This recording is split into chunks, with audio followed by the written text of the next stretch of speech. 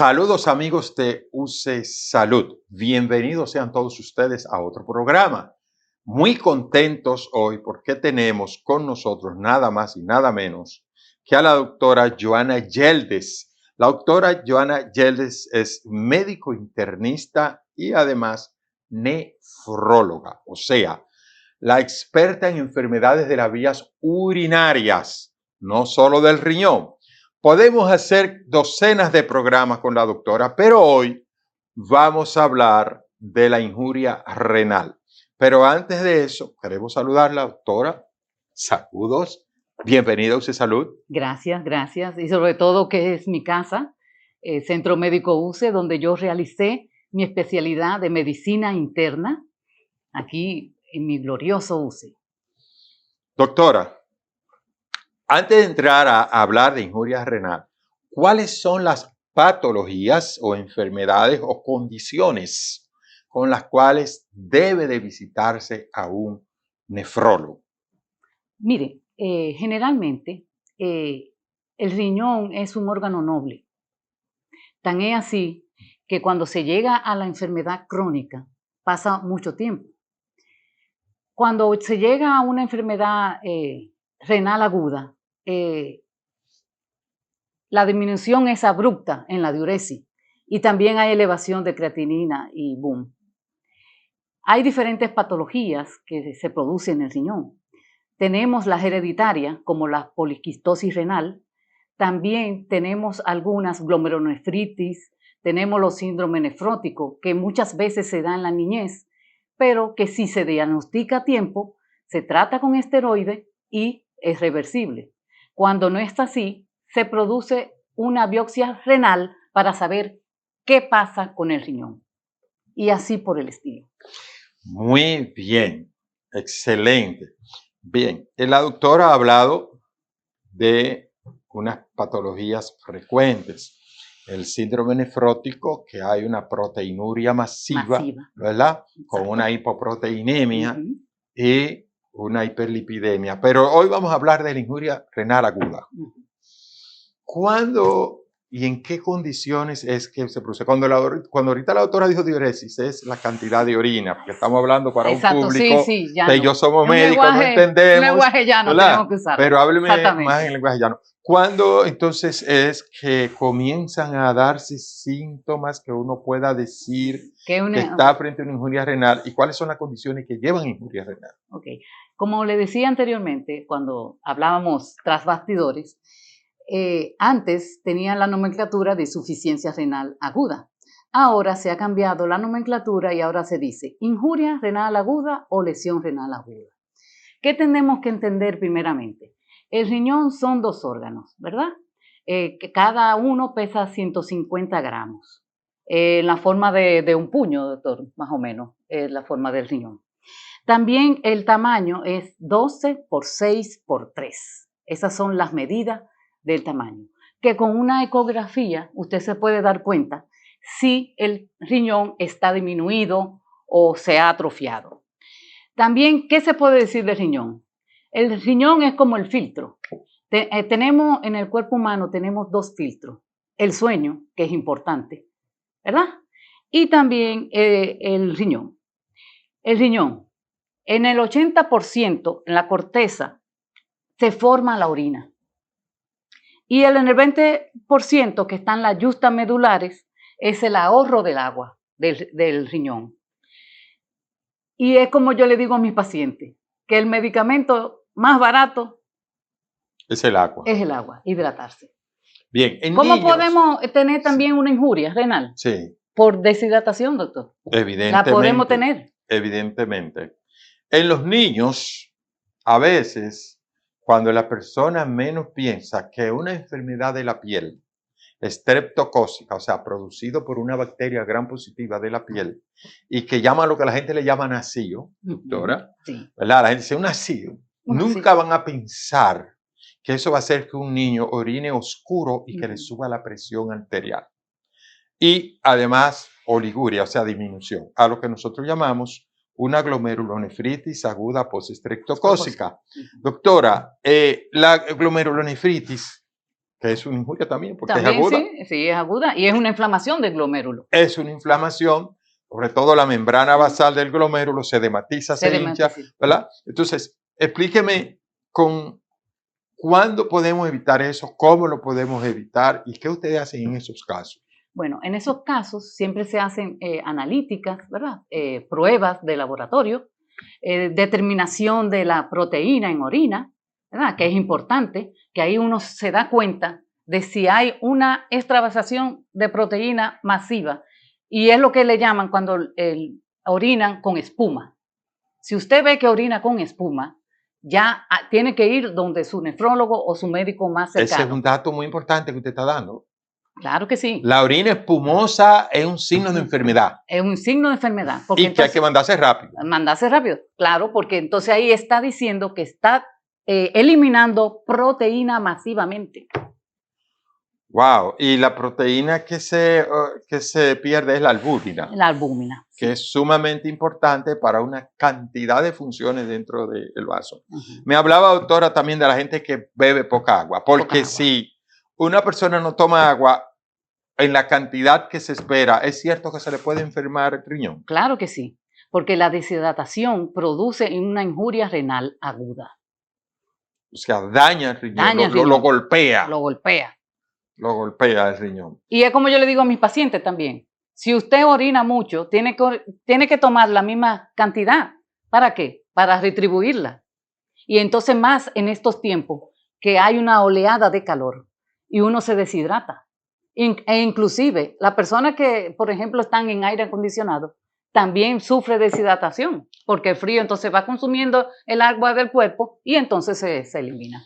Que dicho sea de paso, siempre hay que ir al médico porque también en una etapa de la diabetes, cuando el paciente está descompensado, tiene una poliuria. Sí, también. O sea, cuando los niveles hay una hiperfiltración. Sí, cuando los niveles de glicemia son muy altos, entonces también hay que ir al médico porque si está orinando mucho, también puede ser por ese desajuste. Usted decía que hay unas enfermedades hereditarias, riñón poliquístico. Sí. ¿Cómo ustedes manejan eso? Eso es, generalmente se diagnostica con una sonografía. Y además que es una herencia autosómica dominante. Si, por ejemplo, uno de los padres tiene esta enfermedad, necesariamente los hijos la van a heredar, aunque siempre hay un salto, doctor, hay un salto de generación. Porque a veces son 3 hijos y hay uno que no sale con riñón poliquístico, que sale sano. Pero casi siempre. Casi sí, porque es dominante. Pero usted sabe que cuando se produce en genética, usted se acuerda de la genética. Regla de Mendel. Sí, el crossing over, que sé yo qué, que coge una información del padre, sí, uno de la madre, a veces cogen el del abuelo y sale sano. Sí, sí. Sale sano, así que mismo. Es el 25% de los casos. Pero como le dije anteriormente, es una herencia autosómica dominante. Excelente.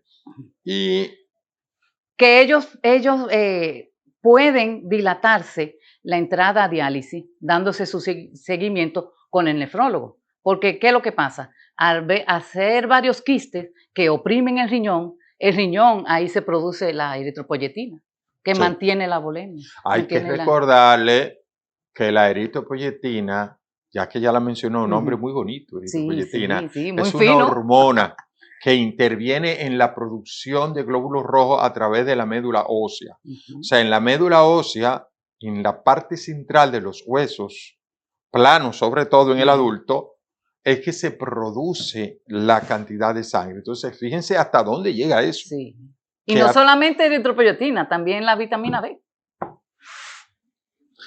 Bueno, es otra hormona. O sea que es un órgano muy noble. Muy noble. Señores, estamos conversando con la doctora Yeldes, quien es internista nefróloga. Doctora, ¿dónde usted presta su servicio? ¿En qué horario? ¿Cómo comunicarse con usted? Bueno, en el Centro Médico UCE. Aquí me pueden encontrar. Pueden localizarme llamando a información y pidiendo una cita conmigo. ¿Y usted está todos los días, a veces? ¿Cómo es esto? Si me llama, aparezco. Bueno, eso es un desafío. Lo puede contar así, doctor. Sí, si le llama. A cualquier hora. Señores, vamos a hacer una pausa y en breve retornamos con el desarrollo de su programa UCE Salud.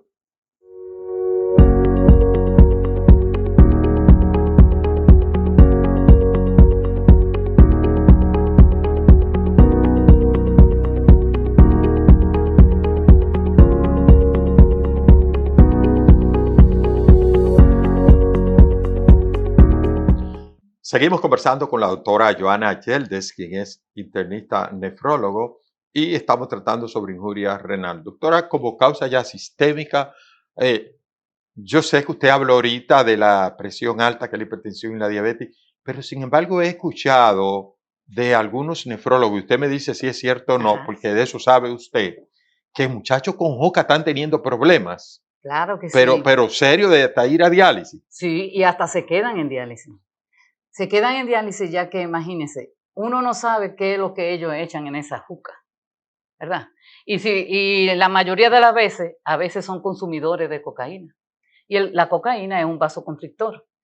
Y uno de ellos me confesó, porque yo investigando, porque lo importante es hacer una buena historia Así clínica es. para uno saber qué es lo que pasa en realidad. Uno me confesó, sí, doctora, le echamos cocaína también. Y yo, no, pero ahí es que está el asunto. Porque dígame usted, a cada rato usando esa juca, esa vasoconstricción al pobre riñón, porque el riñón es noble. Hasta 3 meses tú puedes durar con una injuria renal aguda y salir ileso de eso, pero Aquí hemos tenido, doctora, niños y sobre todo, perdón, jóvenes. Vi un joven de 28 años, vi jóvenes por debajo de 30 años con problemas pulmonares serios por juca. Inclusive vi uno que tuvo que llevarse a cuidado intensivo de lo mal que estaba. Y ahora usted dice que la parte renal. Pero vamos al grueso, la presión alta, ¿cómo afecta al riñón? claro, eso es otra cosa, que las personas piensan que porque ya la presión le... No, ya yo estoy sano de la presión. A mí me pusieron una pastillita de forma de corazón rojo y ya yo no me la tomo porque yo me siento bien. Y es un error, porque entonces la presión, se va acomodando el paciente porque no se da cuenta.